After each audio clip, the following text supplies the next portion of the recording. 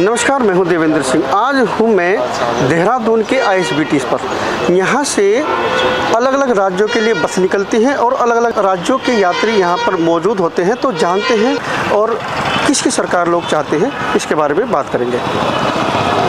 जी हाँ जी सर, क्या नाम है सर आपका? मेरा नाम राजीव कुमार है। हम ये पूछ रहे हैं कि 10 साल हो गए हैं मोदी सरकार को, जी कैसा रहा कार्यकाल? सर, कार्यकाल बहुत बढ़िया रहा है और जो है देश प्रगति की तरफ मूवमेंट में है और उम्मीद है कि आने वाले समय में और अच्छा कार्य करेंगे। थोड़ा सा विकास की तरफ और ध्यान दें और पूरी कोशिश रहेगी कि इस सरकार को दोबारा लाया जाए। सरकार के आपको क्या काम अच्छे लगे हैं, क्या काम हैं जो सरकार, जिस मुद्दे पर सरकार दोबारा आनी चाहिए? सर, लोक कल्याण के लिए कार्य करे जा रहे हैं और गरीबी रेखा से नीचे जो जीवन लोग यापन कर रहे हैं उसके लिए भी बहुत बढ़िया बेहतरीन काम है। और कुछ गरीब लोगों के लिए जो आवासीय योजना प्रोवाइड करी जा रही है वो भी बहुत बढ़िया है।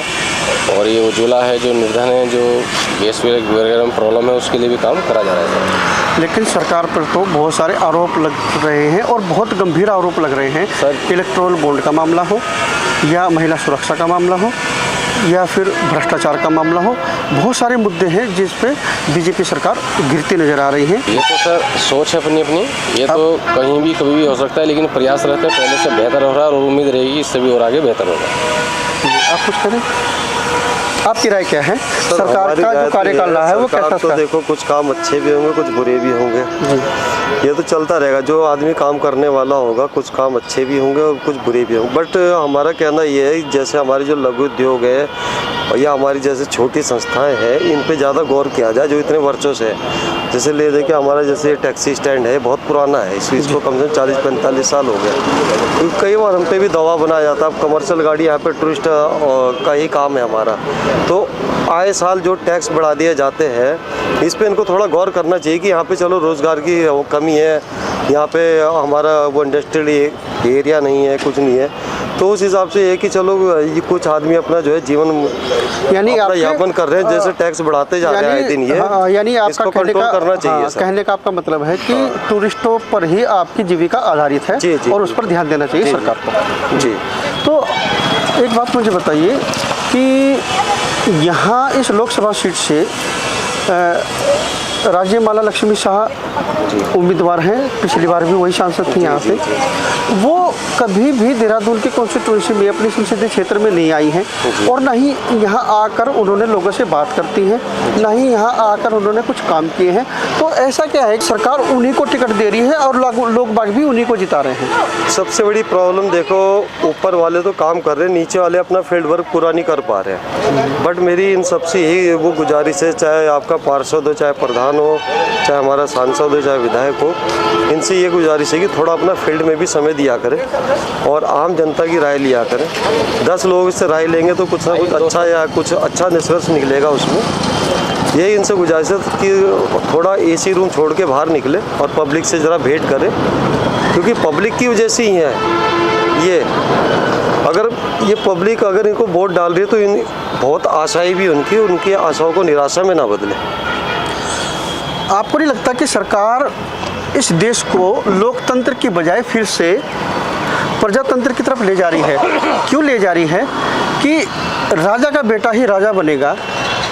राज्यमाला लक्ष्मी शाह जो हैं वो एक राजा की बहू हैं, ऐसा सुनने में आया है कि वो एक राजा की बहू है। तो क्या राजा का बेटा ही राजा बनेगा? यहाँ इस लोकसभा सीट पर और भी उम्मीदवार हो सकते थे जो गली गली जाकर आपके लोगों की बात सुनते, आपके लोगों के दुख दर्द में खड़े हो सकते थे।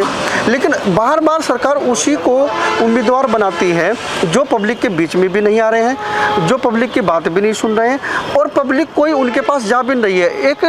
एक आदमी, एक नागरिक, किसी को जब हम अपना सांसद या विधायक सुनते हैं तो ये सोचते हैं कि चलो ये हमारी बात सुनेगा और अगर हमें कोई दिक्कत हुई तो कल को परसों को हम उसके घर जाकर अपनी व्यथा बता सकते हैं, अपनी बात बता सकते हैं।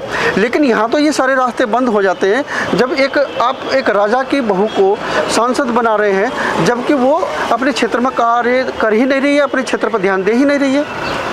इसका ऐसा हो सकता है कि जो जनता बार बार इनको जिता रही है अपना बहुमूल्य वोट देकर, इनसे उम्मीद करी जाती है कि अपने कार्य क्षेत्र में आए और उनकी समस्याओं का समाधान करने के लिए उतरें, क्योंकि जब तक जनता है तब तक ये हैं और जब तक है जनता जब तक ये रहेंगे ये।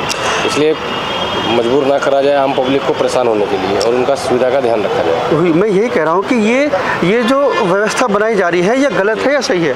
जी, ये व्यवस्था हर नज़रिया अपना अपना अलग है, कुछ आलोचक भी हैं, किसी के लिए अच्छा है, नहीं, लोकतंत्र के नज़रिए से ये सही है या गलत है, आप ये बताइए। हम एक लोकतांत्रिक देश में रहते हैं, तो लोकतंत्र के नज़रिए से ये सही है या गलत है कि एक राजा के बेटे को टैग लगा दिया जाएगा, एक राजा को टैग लगा दिया जाएगा कि वही राजा बनेगा। यहाँ अगर आप हैं, ये भैया हैं, और भी बहुत सारे ऐसे लोग हैं जो ज़मीन पर रहकर लोगों के साथ काम कर सकते हैं, लोगों के दुख दर्द में खड़े हो सकते हैं, लेकिन हमारी मजबूरी कि एक मोदी के चेहरे पर, एक मोदी बीजेपी के सिंबल पर एक केवल उसको खड़ा कर दिया जाता है जो हमें जानता भी नहीं है और हम भी उसको नहीं जानते। नहीं, पूरी उम्मीद रहेगी ये थोड़ा लोकतंत्र के बारे में ध्यान रखें और सबका ध्यान रखें। ठीक है सर। तो सर, आपसे मैं ये पूछना चाह रहा था कि जिस तरह से सरकार पर बहुत सारे आरोप ये लग रहे हैं कि वो संवैधानिक संस्थाओं का दुरुपयोग कर रहे हैं, जिसमें ईडी है, सीबीआई है, इनकम टैक्स है, और भी बहुत सारे ऐसी संस्थाएं हैं जो संवैधानिक संस्थाएं हैं, उन पर कब्जा कर अपनी तानाशाही चला रहे हैं। इस पर आपका क्या कहना है? सर देखो, ये चीज़ें आ तो रही हैं, बट ये कुछ इसमें चीज़ें सही भी हैं, कुछों की तो ऐसा जो ये क्रिमिनल टाइप के थे, बदमाशी भी ख़त्म हुई है, लेकिन यह है कि अगर कोई ठीक ठाक है तो उस पर थोड़ी नज़र भी रखी जाए। और अच्छा रहा वो ये प्रजातंत्र वाला बात है, तो मेरी यही गुजारिश है कि अगर कोई मंत्री अपनी प्रजा पे ध्यान नहीं दे पा रहा है और वो समाज सेवा के लिए आगे बढ़ रहा है और वो उस काम को नहीं कर पा रहा है, तो उसको हटा के, जैसे आपने 62 जो सांसद चेंज किए हैं, उसी अनुसार इनको चेंज किया जाए। और जो फील्ड वर्क जिसका अच्छा हो, ये ना देखो कि जो अमीर है या गरीब है, जिसका फील्ड वर्क अच्छा है, जो आम पब्लिक को समय दे सकता है, छोटे बड़े का अनुपात ना रखे, सबको एक बराबर देखे और उसके हरदम अपना मतलब हाजिरी लगाने को तैयार रहे, ऐसे आदमी को आगे बढ़ाओ। आप देहरादून भारत के लास्ट कोने पे है जी, ठीक है जी। तो देश में बहुत सारी चीज़ें, बहुत सारी परिवर्तन हो रहे हैं, वो आप तक नहीं पहुंच पाती, वो खबरें आप तक नहीं पहुंच पा रही हैं, ऐसा है? खबरें तो लगभग होती है, लेकिन कुछ खबरें हम तक नहीं पहुंच पाती, जो बाद में पता चली, जो योजनाएं चलती हैं बाद में हमें पता चलता है, या इसका प्रचार नहीं हो पा रहा है। जो हमारे माननीय है, जिनको ये जिम्मेदारी दी गई है, वो फील्ड वर्क में पूरा काम नहीं कर पा रहे हैं, तो उनसे उम्मीद करी जाती है कि फील्ड वर्क में पूरा काम करें। आपकी राय में इस बात पर लेना चाह रहा हूँ कि सरकार पर ये आरोप लग रहा है और उनके विधायक मंत्री भी ये बयान दे रहे हैं कि अगर हमारी 400 सीटें आ जाती हैं तो अब की बार हम संविधान बदल देंगे, तो आपका क्या कहना है इस बात? ये तो वक्त और हालात के अनुसार, जैसे पिछले जो हमारा संविधान चला आ रहा था, ये पुराना संविधान था, उस टाइम जो समस्याएं थी उनके अनुसार संविधान बना था, लेकिन अभी जो समस्याएं उत्पन्न हो रही हैं, अब उसको देखते हुए उसमें सुधार करने के लिए और समाज की और देश की रक्षा के लिए अगर कुछ बदलना चाहें तो उसमें बदल सकते हैं सर। संशोधन तो 190 से ज़्यादा संशोधन हो चुके हैं, उसमें संशोधन तो होते आ रहे हैं, संशोधन हुए भी हैं, संशोधन कर सकते हैं, लेकिन पूर्णतः से, यानी कि जो संविधान में मौलिक अधिकार दिए हुए हैं, जिस तरह से आरक्षण की व्यवस्था करी गई है, या गरीब लोगों को मानवाधिकार दिए गए हैं, या फिर आपको बोलने की आज़ादी दी गई है, तो सरकार का ध्यान है, सरकार की मंशा है कि उस पर अंकुश लगाया जाए, कोई हमारे बारे में ना बोले, कोई हमारे बारे में ना वो कहे, कोई हमारे बारे, तो इस तरह से, इस वजह से ये संविधान को बदलने की तैयारी कर रहे हैं। तो इस पर आपका क्या विचार है, ये गलत है या सही है? नहीं, इसके लिए कहना है कि जो सही है उसको तो सही बोलना ही पड़ेगा और जो गलत है उसको गलत बोलना पड़ेगा। ये तो आज़ादी आप छीन नहीं सकते किससे बोलने की, क्योंकि सही को सही बोलना पड़ेगा और गलत को गलत बोलना पड़ेगा, ऐसा तो नहीं हो सकता। संविधान बदलने का जो प्रशासन चला रहा है, संविधान बदलने का जो बयान दे रहे हैं बीजेपी के विधायक मंत्री, उस पर बहुत सारे लोग, देश के अधिकतर लोग नाराज हो जाते हैं बीजेपी पर, तो आपका क्या मानना है? नाराज होने वाली तो बात है, जो आज तक संविधान चला आ रहा है, अगर उसे चेंज करेंगे और फिर तो बात कहने को वही आ जाएगी, मोदी है तो मुमकिन है, मोदी है तो मुमकिन, मोदी है तो मुमकिन है, कुछ भी कर सकते हैं। तो मैं वही पूछ रहा हूँ कि आपको मोदी की नीतियों से प्रभावित है, मोदी की नीतियाँ अच्छी लग रही हैं, या कुछ नीतियाँ ऐसी हैं जो खराब हैं? कुछ ठीक है, सारी खराब नहीं है, कुछ ठीक है। लेकिन खराब को वो बोला है ना अभी भाई साहब ने, गलत है, जो गलत है तो गलत है, तो ठीक है। इस बार किसको ये ना सरकार बना रही है? सरकार तो देखो जी, अपना चाहे हारे चाहे जीते, अपना तो पंजा है। जब तक जिंदगी है पंजा ही रहेगा। ऐसा क्यों लगता है लोगों को कि कांग्रेस जैसी भी थी, जो भी थी, पर वो सबका सम्मान करती थी, सबके साथ चलती थी, सबको साथ लेकर चलती बिल्कुल, ये थी, है। लेकिन यहाँ ऐसा आरोप सरकार पर लग रहे हैं कि ये एक विशेष वर्ग का ज़्यादा ध्यान रखती है, ऐसा है? बिल्कुल है, बिल्कुल। जी, आप क्या जो कहेंगे? भी ये काम, क्या सरकार वाकई एक विशेष वर्ग पर ध्यान दे रही है? विशेष वर्ग तो देखो सर, ये शुरू से ये चीज़ें चलती आ रही हैं, हरदम बड़ा छोटे को दबा रहा है ना। और मैं तो यूँ बोलता हूँ, जैसे एक माँ के दो बेटे होते, एक पे ध्यान ना दे के दोनों पे ध्यान दे और समाज के प्रति कार्य करे। उसमें ये ना देखे कौन के कैसा जाति है, धर्म है, भाव है, जिसको जैसा उसमें है वो ठीक है। जो गलत है चाहे वो किसी भी उसमें हो, उसके लिए सज़ा मुमकिन है। मोदी सरकार को दोबारा ला रहे हैं? सर अपोजिशन में कोई टक्कर में है नहीं, क्या करें। हम तो ये आज भी इनसे आशा रखते हैं कि जो इनके विधायक या जो भी हैं कार्य जो है इनके, अगर काम नहीं कर रहे हैं तो उनको समझाओ, नहीं तो आउट करो। A to Z चाहे कोई भी हो उसमें, जिस तरह चाहे से वो जो है 10 बार वो ये सांसद जो है वो जीता हो चाहे जो भी, लेकिन अगर अपनी फीडबैक अगर नहीं दे पा रहा है तो आउट करो उसको। जिस तरह से सभी विपक्षियों को धीरे धीरे करके ख़त्म कर रहे हैं, आपका क्या कहना है उस पर? वो सही है या गलत है, या कानून के नज़रिए से सही है? इस बारे में एक आम तो आदमी क्या सोचता है इस बारे में? आम आदमी तो ये सोचता है, आम आदमी एक सबसे पहले क्या सोचता है, सबसे पहले वो अपनी जो रोजगार है, आज आम आदमी तो सबसे पहले उसके ऊपर फोकस करता है, ठीक है ना। अगर वही ढंग से नहीं मिलेगा तो क्या करेगा सरकार? तो चाहे सरकार का तो कोई भरोसा नहीं। जैसे क्रिकेट है, एक बॉल वो पलट देता है, एक ही वोट सारी जो है उलट कर देता है, समझे ना। आपको लगता है कहीं ईवीएम मशीन पर जिस तरह से आरोप लग रहे हैं, ईवीएम मशीन पर संदेह है? अब आप यही देखिए, जब जिन्होंने उसका आविष्कार किया है, मतलब जिन्होंने बनाई है, उसका वहीं पे प्रचार नहीं हो रहा है, वहीं पे उसको यूज नहीं कर रहे हैं। हाँ, वहीं पे बाइकआउट कर दिया गया है, तो उसका क्या हो सकता है? यानी संदेह है? बिल्कुल है। अच्छा, मैं ये और पूछ रहा कई था बार आपसे, मतलब उसमें ये सामने करके भी, लाइव भी करके दिखा दिया उन्होंने। मतलब आप आज जो है देख लो, लाइव भी करके दिखा दिया कि बटन अगर किसी पे भी लगा रहे हैं तो लाइट किसकी जल रही है, वोट तो किस पे इसके जा लिए रहा है। पब्लिक क्या कर सकती है? पब्लिक को क्या करना पब्लिक तो चाहिए? अब पब्लिक तो क्या करेगी, पब्लिक तो कुछ कर ही नहीं सकती ना। उसमें तो सर देखो दो चीज़ें है हैं ना। मैं इन चीज़ों के बिल्कुल वो खिलाफ, उसका वो रीज़न है, चाहे ऑपोजिशन चाहे कोई हो, हमने तो देखो काम करना है, खड्डा खोदना है, पानी पीना है, ठीक है चीज़ वो है। सर। लेकिन कहीं कहीं पे अगर जहाँ पे अपोजिशन आ रही है तो वहाँ कोई ऑब्जेक्शन नहीं कर रहा है, वहाँ तो बोले कि चलो मशीन ठीक है, और कहीं आ रही है तो वो बोले नहीं यहाँ गड़बड़ है। तो निर्वाचन आयोग देखा जाए आज के उसमें ठीक ठाक पावर में है, ठीक काम कर रहा है निर्वाचन आयोग? हाँ जी। अभी तो क्योंकि गाड़ी वालों की देखो पहले पेमेंटें नहीं होती थी, इस बार गाड़ी वालों को अच्छी पेमेंटें दे रहे हो, तो गाड़ी हैंडओवर करके आ रहे हैं। निर्वाचन आयोग पर इतने संदेह हैं, विपक्ष के जितने भी नेता हैं, जितनी भी विपक्ष की पार्टियां हैं, वो लगभग 7-8 महीनों से निर्वाचन आयोग से मिलने की सिफारिश कर रहे हैं। निर्वाचन आयोग ने उनको टाइम नहीं दिया। ठीक है, बिल्कुल गलत है सही है?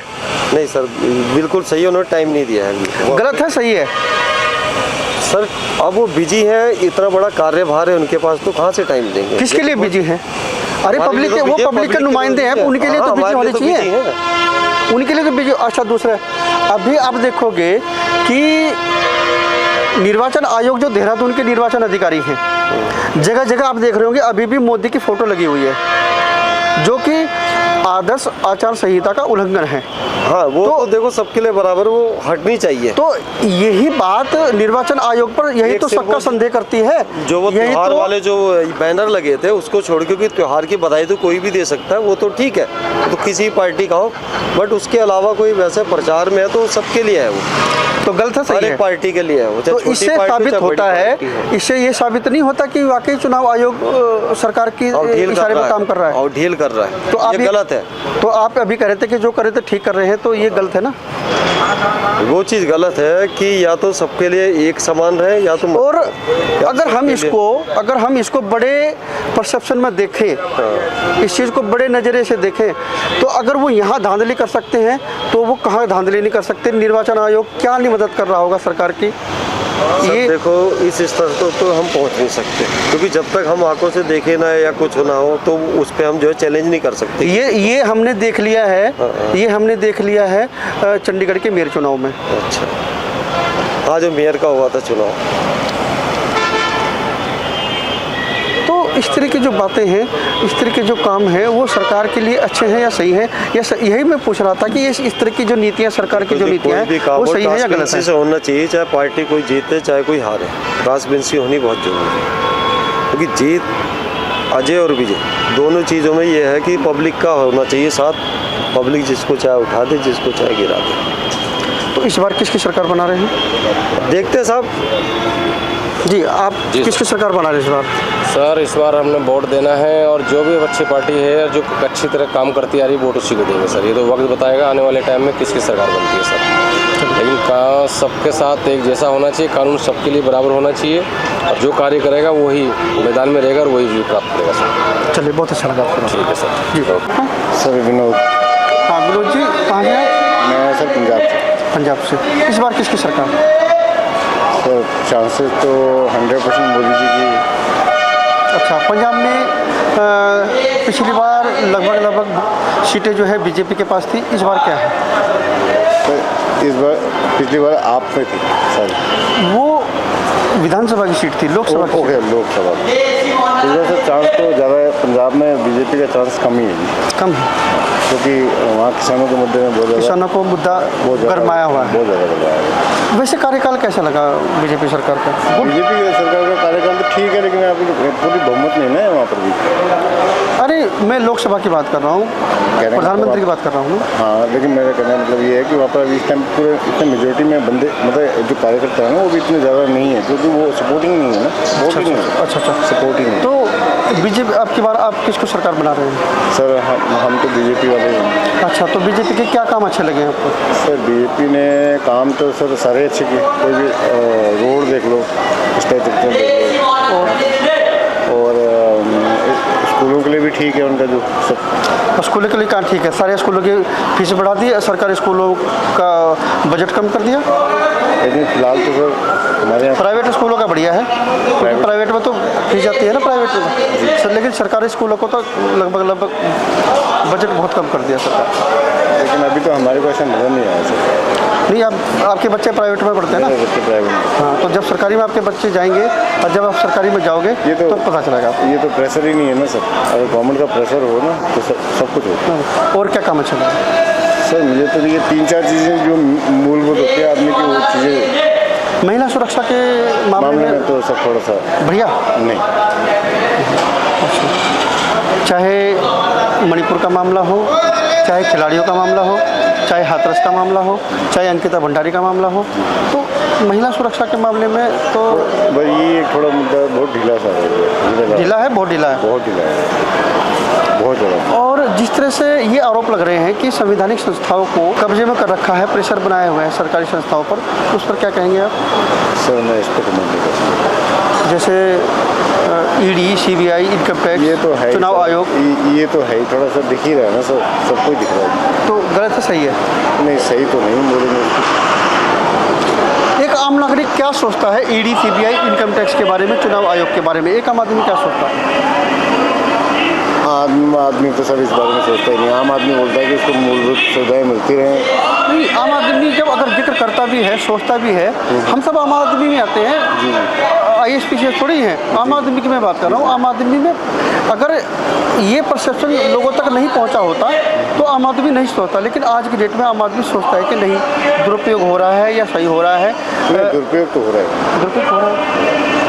तो इस हिसाब से तो फिर मोदी सरकार को क्रेडिट नहीं देना चाहिए, फेल मानना चाहिए ना सर। क्या पता ये आगे कुछ और जाके और दिक्कत। भाई ये आगे का ही तो हमें इससे आगे और फिर 5 साल और बढ़ा दीजिए, फिर 5 साल और बढ़ा दीजिए, हम ये तो सोचते जो हैं, और भी हम फिर ये सोचते हैं कि वो- चलो आगे सही करेंगे, जैसे आगे सही करेंगे। हमारे यहाँ जैसे पहले अकाली थे, अभी आप आई है, अभी मान लो बीजेपी भी आ जाती है, लेकिन सबका सिस्टम तो वही है, पहला स्टार्टिंग सबका अच्छा होता है, उसके बाद फिर वो अपनी जगह ट्रैक पे, वो लोग भी उसी जगह चल जाते हैं, भटक जाते हैं। तो कुल मिलाकर टोटल कितने नंबर दे रहे हैं बीजेपी सरकार को? सर अभी जिस हिसाब से काम चल रहा है ना, इस हिसाब से तो अगर वो सरकार हटती है तो फिर वो सारे काम रुक जाएंगे। नंबर कितने दे रहे हैं? सर नंबर तो मैं उसको फिर भी 90+ ही दूंगा।